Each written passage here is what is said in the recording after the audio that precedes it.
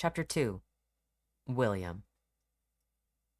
The next week was a special kind of hell wearing on William, and wearing fast. Just as he predicted, Lucien Angel was signed to Palace Entertainment, and was set to begin training immediately. This had been the greatest possible news to William, and he had even worn something more form-fitting for the day Lucien arrived. The entire day went by in a blur of anxiety, his hands damp from sweat as the hours ticked by. As evening came, William realized he hadn't seen Lucien once. It was painful, but he brushed it off. He had all the time in the world to gaze upon Lucien Angel. Then a week passed with absolutely no sighting of the newly signed idol, and William's agitation was clear upon his face. He knew this because Aunt Alice pulled him aside into her office on Friday night, just before the last employees of the day were set to head home. Aunt Alice looked the same as she did every day. Ironed business clothes, her brown hair on the verge of graying tied into a severe bun, and her face tight with unease. That expression was unique to when she looked at William, and she wore it now as he closed the door of the office behind him. She gestured for him to take a seat, and he did so without a word, his eyes downcast and his mind spinning. An entire week without even a glance at Lucien, but the knowledge he was there in the same building, it was beginning to drive him insane. He needed to see him, needed to look at him as much as possible, but the confines of his routine were keeping him from doing so. "William," the woman said, her hands folded on the desk in front of her. "We need to have a word." For once, William agreed with her. After the days he spent waiting with bated breath, he realized what was keeping him from Lucien. Unfortunately for him, it was an easy fix. Without looking up, William said, "I quit." Aunt Alice was silent for a moment, the tension between them beginning to make William squirm in his seat. When she finally spoke, William detected just the slightest bit of fear in her voice. "I was only going to issue a warning. Where is this coming from?" He knew Aunt Alice didn't like him. She had never kept it a secret, and he hadn't really cared one way or the other. The only reason she looked out for him at all was because his mother had been her lifelong friend, and had made Alice his godmother. So, upon the death of both of his parents, responsibility fell to Alice. Had it just been that, perhaps Alice would have come to like him over time. But it was more than that.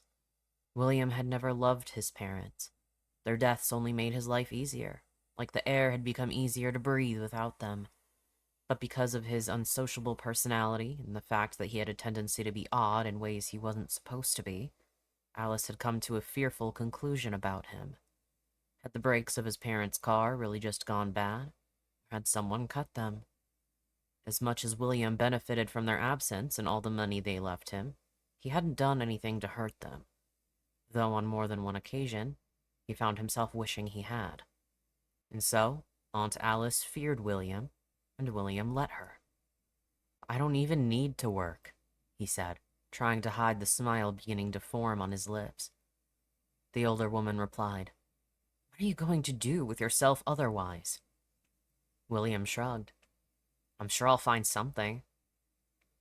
Alice sighed, tapping her nails on the desk as she formed a careful response. "I don't feel comfortable having you completely out of sight. Would you like to move back home?" William almost gagged at the thought, but it was something he hadn't considered. Without his job, he had no valid reason to be in the company building. It was troubling, and his mind raced with possibilities to remedy the problem, but Aunt Alice spoke again before he could. "Clearly you don't want to. Fine, then."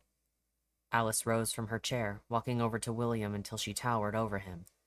"I expect you'll be staying in your current apartment instead."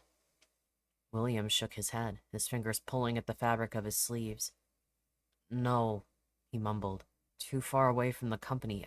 I need to be closer." "Closer to the company?" the woman asked, confusion evident in her voice. "What for?" William shook his head again, this time a bit harder. "Doesn't matter. I just need to be close." Alice sighed again as she walked back behind her desk, opening a drawer as she spoke. "I would rather you stay close by. If this option keeps you within eyesight and out of the way, then It can't be helped. William looked up for the first time as Aunt Alice walked to the door, motioning for him to follow. He did, though he wasn't fully paying attention as his mind was stuck on thoughts of blue eyes and flaming hair. Even as she led him down staircases and into darkened halls, he paid no mind. Once she stopped in front of a storage shelf, deep in a basement he'd never known was there, he finally began to take in their surroundings. "Where are we?" he whispered. "Help me with this," she responded with a wave of her hand, gripping one side of the shelf. William complied, heaving the shelf away from the wall until Alice motioned for him to stop.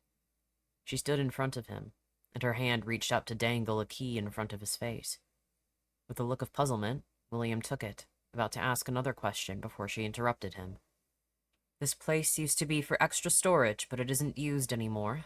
I'm the only one with a key, and the only person I know of who remembers this room, so you won't have to worry about anyone else." As she spoke, William's eyes drifted to what was hidden behind the shelf. A heavy steel door. He looked down at the key in his hand as he asked, "So, you're banishing me to the basement?"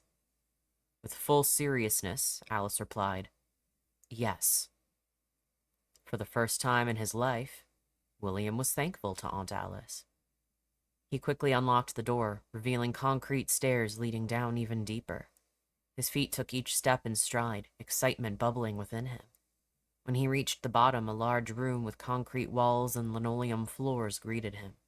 No windows, no separate areas, just one big space with which he could do whatever he wanted. "You'll have to use the bathrooms upstairs," Alice called, as she had not followed him. William didn't mind, but he did have one question left for her. "How did you know about this place?" "My late husband built it," she said, "and I've been with the company since its creation. So you'll stay here and keep to yourself. Is that understood?" "Yes," William said, surveying the room with eyes full of possibility. "You don't need to worry, Aunt Alice. I'll move my stuff first thing tomorrow night." "You'll need a key for one of the back doors," Alice said, her voice getting farther away. "I'll leave it with your last paycheck on my desk tomorrow." William waited for her footsteps to fade before finally releasing the joy he had been holding in. He smiled wide. He laughed and laughed, gripping the sleeves of his sweater so tight his knuckles whitened. He knew Alice saw it more as a punishment, making him stay in a dreary basement far below the rest of the world, with nothing but his own devices to keep him occupied. To him, it was a reward. He would have his every waking moment dedicated to Lucien Angel, with nothing in the way to stop him. His last day of work passed in the blink of an eye. When he finally clocked out and gathered his second key and final paycheck, he felt light as a feather and just as soft. His fingers had just pushed open the door at the front of the building when it finally happened. There, getting into a cab, was his angel. Lucien's head had just ducked into the car, and William watched him get farther and farther away until he disappeared down the road. He knew it was a sign. Everything finally was going his way, and he would make sure it continued to. After hours of moving furniture and arranging his new space, he collapsed into his desk chair and turned on his computer. He clicked through programs and arranged all the windows how he liked them, and when he was finished, he leaned back to gaze upon his realized dream. 6 monitors illuminated his face in the darkness, showing what he had spent all night doing, and he reveled in it. Come morning, Lucien Angel would arrive at the company for training, and William would finally be able to see him. Even though he wished they were within the same rooms and halls, fully in person, it would have to be enough to watch the cameras he'd set up in all the places Lucien frequented. At least, it was enough for now.